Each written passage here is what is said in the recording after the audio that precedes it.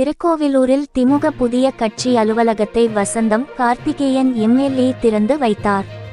கள்ளக்குறிச்சி தெற்கு மாவட்ட திமுக செயலாளரும் ரிஷிவந்தியம் தொகுதி சட்டமன்ற உறுப்பினருமான வசந்தம் கார்த்திகேயன் அவர்கள் இன்று திருக்கோவிலூர் தெற்கு, மேற்கு, வடக்கு ஒன்றியங்கள் சார்பில் சந்தப்பேட்டை புறவழி சாலையில் புதிதாக கட்டப்பட்ட திமுக அலுவலகத்தை திறந்து வைத்தும் குத்து விளக்கு ஏற்றியும் திறந்து வைத்தார்கள்.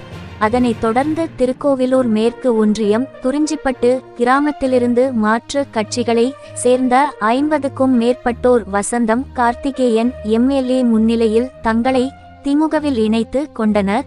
புதிதாக திமுகவில் இணைந்தவர்களுக்கு திமுக கட்சி வேட்டியை வழங்கி அன்புடன் வரவேற்றார்.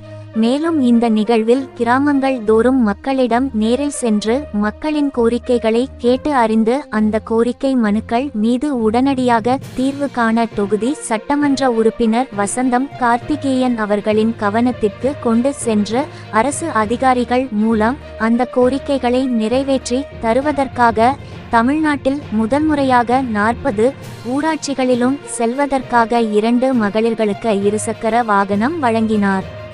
இந்நிகழ்வில் ஒன்றிய குழு பெருந்தலைவர் அஞ்சலாட்சி அரசகுமார், ஒன்றிய செயலாளர்கள் ராஜேந்திரன், கிருஷ்ணமூர்த்தி, ஐயனார் மற்றும் மாவட்ட, ஒன்றிய, நகர, பேரூர், கிளைக்கழக திமுக நிர்வாகிகள், சார்பு அணி நிர்வாகிகள் உள்பட பலர் கலந்து கொண்டு சிறப்பித்தனர்.